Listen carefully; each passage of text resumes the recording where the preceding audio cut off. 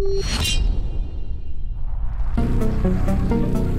metagame of Fire Emblem Heroes has been constantly changing and evolving since the first day the game came out. Change driven by powerful new heroes and harsh competitive game modes. After all, the heart of competition in Fire Emblem Heroes are the heroes themselves. With that in mind, let's take a trip down memory lane and look at the most meta-impactful heroes and refines of years 1 through 5 in Fire Emblem Heroes. The year 1 meta started off as a whirlwind of confusion and discovery. Not many people knew what was good, and even the people who did weren't necessarily able to get their hands on the best units due to the nature of gacha. But soon one hero would stand out amongst the crowd. A hero who had been deemed garbage on the release, but with the introduction of skill inheritance was skyrocketed to new highs: Reinhardt. Reinhardt was unlike any other unit in the game. Well, other than his sister Olwen, of course. He had a preference brave tome that let him absolutely destroy any unit in the game. At the time, BST, or base stat total, were extremely low, and very few units had resistance at all. This was especially true for many of the more powerful heroes in the game, such as all the distant counter users.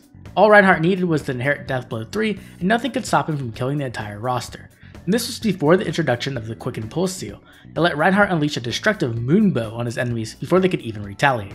The best part was, Reinhardt was a 3 to 4 star hero, meaning he was available to everyone, and easily mergeable. But Reinhardt wouldn't reach his true potential until his partner in crime, Brave Lyn, arrived. Brave Lyn was our first archer cavalier in the game, and she came with some crazy firepower. At the time, she had a very good offensive stat line alongside her crazy mobility due to her being on horseback. Her weapon Mulligar allowed her to ignore the bonus of magic users, which was quite relevant at the time due to the dominance of blade tomes. But Brave Lyn was also flexible enough that she could run other weapons, like a fire sweep bow, or even take a page out of Reinhardt's book and run a brave bow. The thing that put Lyn over the top was her powerful preference skill, Sakei's Blessing, which made sword, lance, and axe units unable to counterattack. This let Lyn dumpster many of the most powerful DC units that had been running wild in the meta. The last thing that made Reinhardt and Lyn such a good combo was the easy access to Hone and Fortified Cavalry. This made Cap Emblem teams not only mobile and deadly, but also able to get plus 24 to all stats, which was a ridiculous buff when you consider how low Generation 1 BSTs were. Caps became so problematic and powerful that a new type of terrain, trenches, were introduced just to slow down their ability to cruise across the maps, leaving death behind them. But even so, in the most competitive mode, another type of unit was leading the charge by scoring high: armors. Now you can't talk about the year 1 meta without bringing up Hector. Hector was the king of the day 1 meta alongside Takumi, but unlike Takumi, who quickly fell off, Hector continued to dominate throughout the year. This was for a couple of reasons. First, Hector had the powerful Quick Repose 2 skill built into his weapon that allowed him to secure kills against most foes. Second, he also had arguably the most powerful skill in Gen 1 in his base kit: Distant Counter.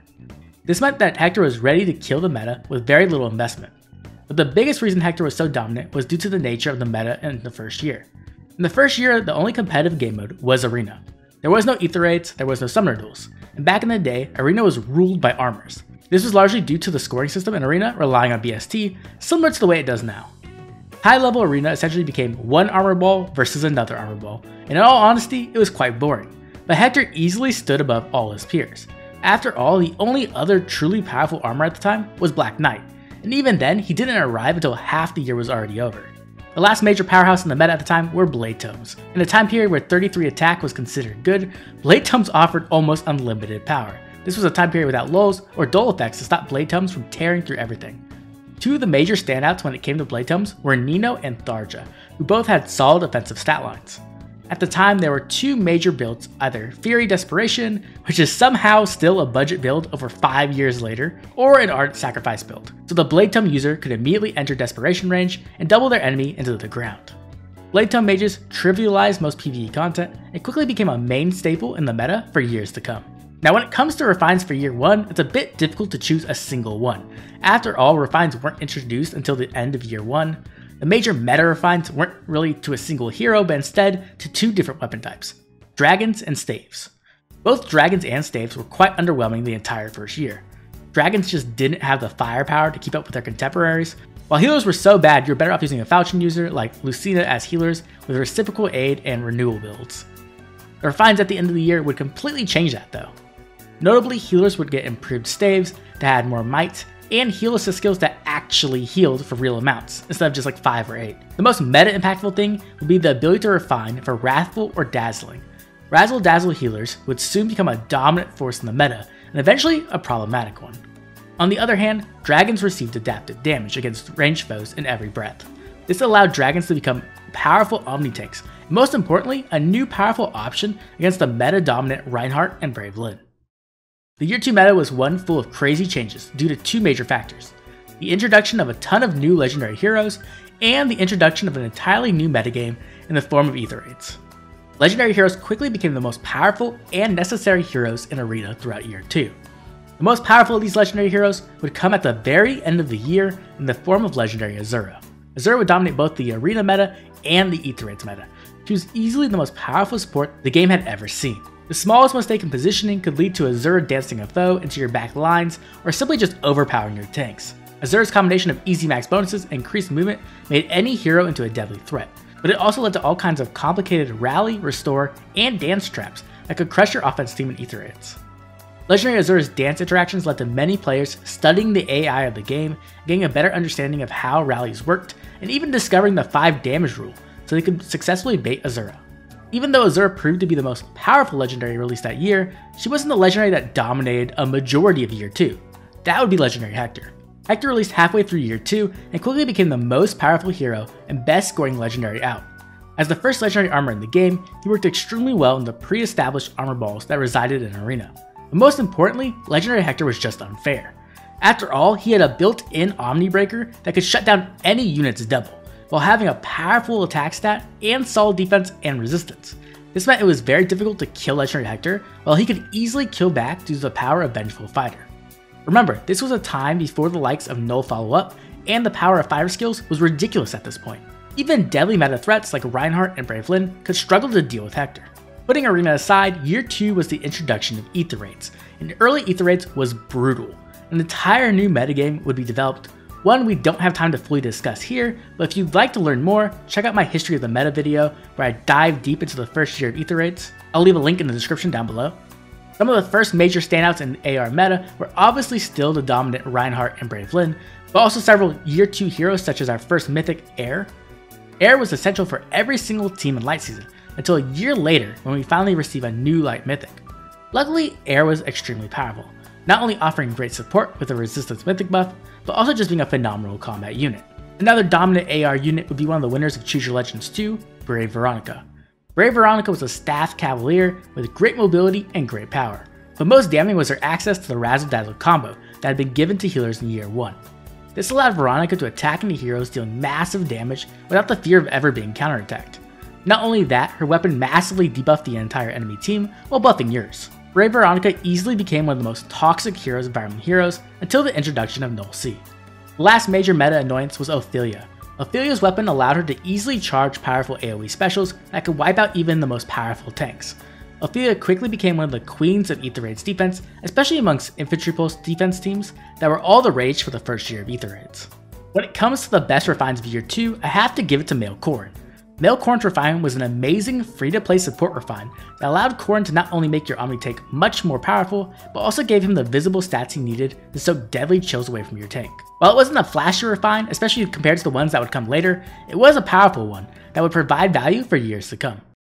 The star of Year 3 would yet again be another dancer, this time in the form of a light mythic known as Peony. Peony completely revolutionized the Light Season meta, adding power to player phase strategies such as hit and run and even Gale Force. The ability to combine a support slot and a mythic slot on your offense team was too much and quickly transformed Light Season into the easiest AR season, which would only be fortified with the introduction of another mythic later the next year. Legendary Alm was the powerhouse unit of Year 3. While Peony was the most meta impactful unit released that year, she was only spent a mere month in it, while Alm spent the majority of the year instilling fear into any fool stupid enough to try to tank him. Alm had a level of firepower that we hadn't seen since Reinhardt in Year 1. Alm's 25% true damage allowed him to carve through even the most sturdy of tanks. Extra stats from the mythic buffs weren't enough, and at the time Alm had just enough bulk to survive most counterattacks. With the power of no follow-up, Alm could ensure he wouldn't get doubled, while the enemy would. Alm easily became the most dominant nuke in Arena and Aether raids. He was so powerful that people completely ignored the penalty of using Alm outside of Earth Season in Aether raids, because he could secure kills either way. Alm became the boogeyman of the meta, and that wouldn't change for quite a while. Year 3 was full of powerful mythics. Other than Peony, 2 others stood out. Altina was our second Astra mythic introduced into the game. While Naga was more often than not dead weight, Altina could be a powerful vantage tank with a good amount of investment. At the time, her weapon was completely busted. Not only did it have distant counter, but a dual phase Brave weapon. This allowed Altina to carve through entire teams. In the highest tiers of Aether raids, Altina was a powerful menace who combined the role of an offensive carry with a mythic slot. This allowed Altina teams to bring in an extra support such as a dancer. While other tanks had to rely on staying near the supports, Altina could dive into the enemy team, take out the Hardy Baron unit, and watch as the rest of the team got vantage swept. Now the other mythic was our first truly threatening defense mythic, Thrasir. Up to this point, our defense mythics were a joke. Duma could offer a little support via his attack buff, a bit of damage, and destroying a building. While Yun could maybe debuff a unit or two, Thrasir showed up and she just started killing offense teams left and right. She had the power to easily carve through tanks with a Flashing Blade 4 charge special and her Desperation effect. Thrasir was also the final nail in the Dragon free-to-play meta that had completely taken over since the refines at the end of year 1. Thrasir showed what a good defense mythic could really do, and she quickly became the go-to mythic in Anima Season. The second biggest support unit to hit the meta in year 3 was Bridal Thorm. Thorm would introduce one of the most powerful effects the game had seen up to this point, Isolation. Isolation could completely shut down dancers, rally traps, restore traps, and even the infamous legendary Azura.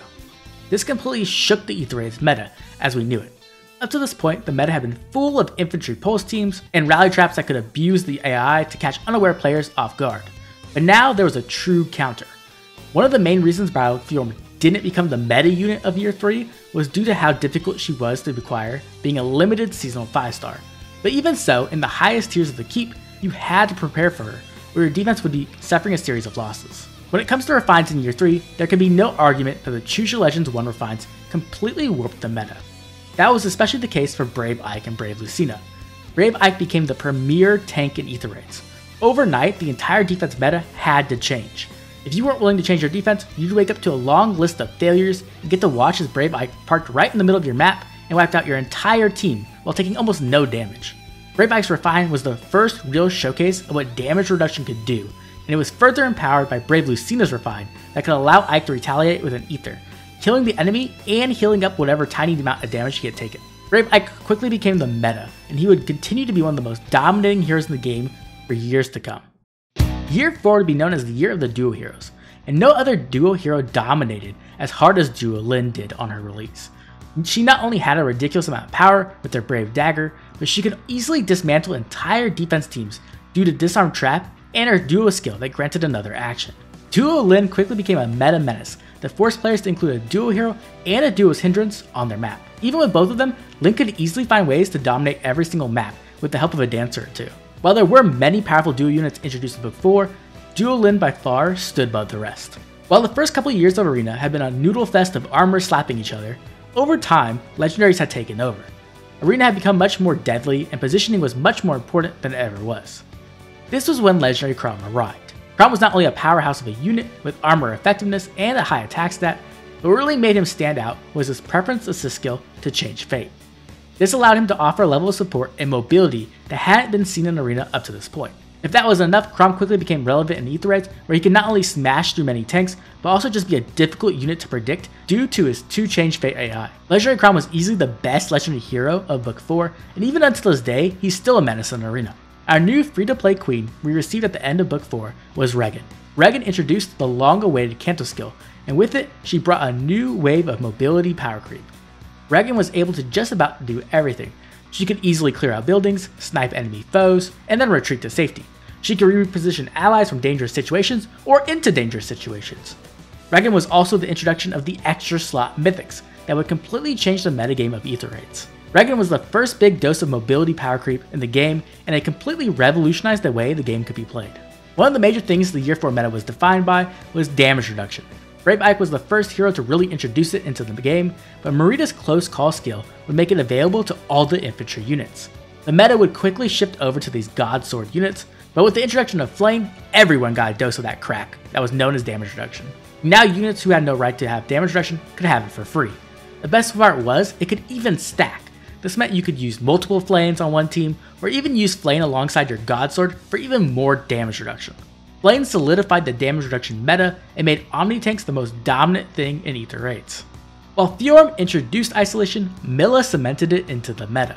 A mythic with the isolation ability made Light Season even easier and shut down a majority of different teams. One of the major reasons Cav lines went from a good defense to the best defense was due to Milla's influence. The consolidation of a mythic and a support slot into one made every light team stronger, especially in a meta that was full of God Swords and Omni Tanks. I don't think there's much point in discussing this, but Brave Hector was by far the best refined of Year 4.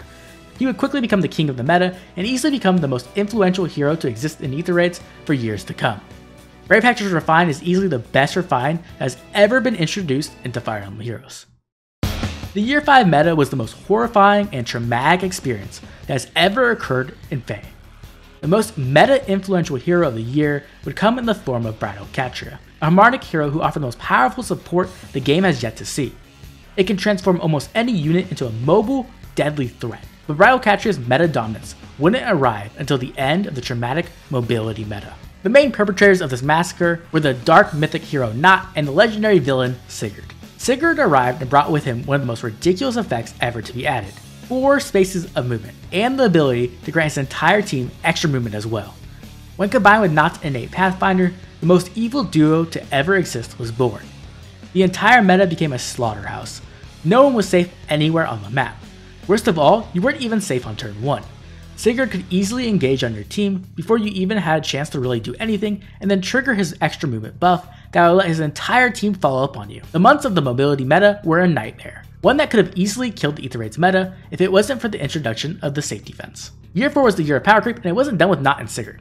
Next we would receive Fallen Edelgard, a hero who just seemed to have everything in her kit: distant counter, damage reduction, healing, guard, special acceleration, stats, and even a free 5 cooldown special in the form of Gale Force.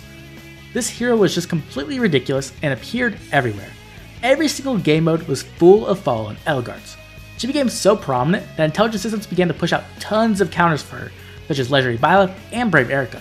Fallen Edelgard was so powerful and so fun that she inspired me to make my very first YouTube video about Beastforce. Even until this day, she's one of my favorite beast units.